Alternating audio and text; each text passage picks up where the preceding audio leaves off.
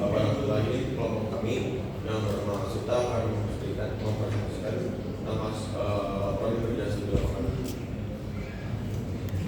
Pertama juga kami itu adalah kekerasan terhadap perempuan dan kekerasan silakan akhir dan ketahanan nasional melalui pemahaman geopolitik dan dari lain kebangsaan dalam rangka memperkuat keutuhan bangsa dalam bidang teknologi.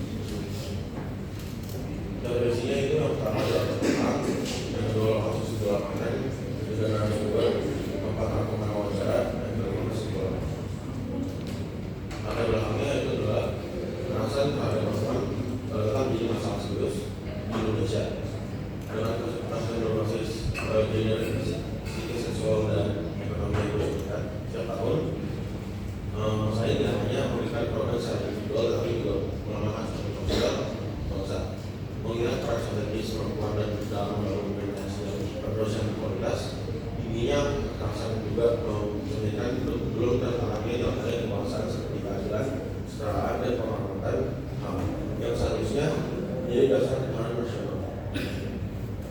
Perkembangan teknologi digital memperkeruh situasi dengan munculnya kekerasan digital seperti pelecehan online, support, dan eksploitasi digital. Hal ini menunjukkan bahwa kejahatan berbasis internet telah revolusi sehingga diperlukan kejahatan logistik yang melakukan penegakan hukum dengan penguatan yang mengenai kemanusiaan dan secara akhir.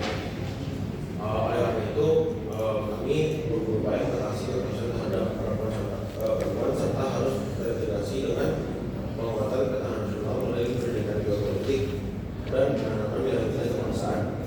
Teknologi seharusnya menjadi alat pemenuhan bangsa, bukan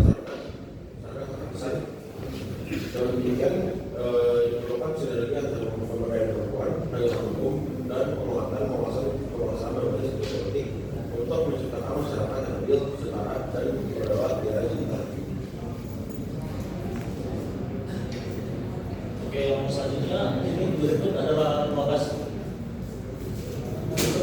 peta lokasi yang sudah dilakukan yang kita tuju, yang utamanya berlaku di gedung Kementerian Perlindungan Perempuan.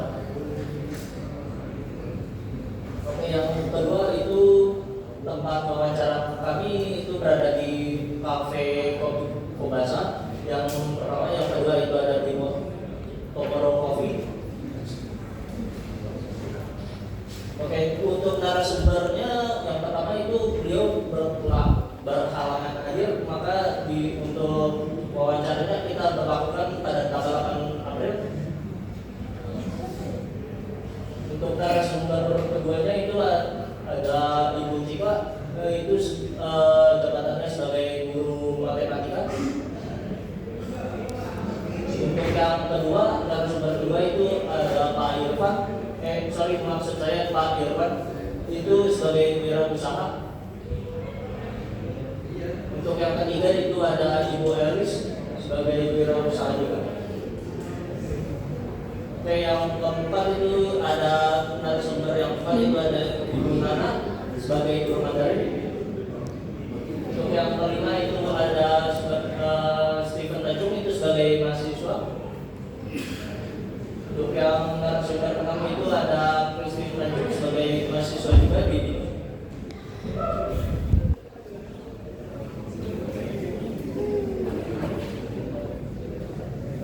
berikut adalah wawancara berdasarkan narasumber. Yang pertama, bentuk kekerasan pada perempuan. Bentuk kekerasan ini bisa berupa menggunakan foto, cyberbullying, dan itu bisa berdampak pada psikologis korban. Lalu yang kedua adalah peran teknologi dalam pencegahan. Itu ada beberapa cara untuk yang terjadi dengan menggunakan peran teknologi seperti menggunakan transaksi digital dan meningkatkan layanan yang bisa mencegah kekerasan yang terjadi. Lalu yang ketiga, layanan korban. Terdapat beberapa layanan tersedia bagi korban seperti penyediaan konseling, bantuan hukum, dan medis.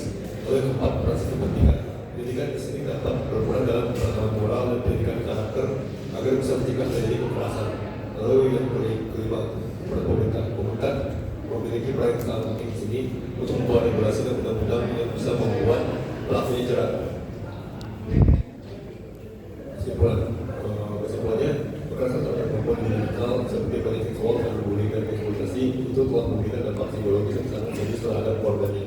Oleh karena itu, beberapa pendekatan yang bisa dilakukan adalah peningkatan literasi seperti membantu perempuan melalui risiko dan melindungi diri, Lalu yang kedua, adanya bantuan hukum, medis, dan konseling yang harus dibuka untuk diakses. Lalu yang ketiga, melakukan pendidikan moral dan berkarakter. Lalu yang keempat, pemerintah perlu memperkuat dan mempertegas regulasi yang ada agar pelakunya bisa jalan. Sekian dari kelompok kami, mohon maaf bila ada salah.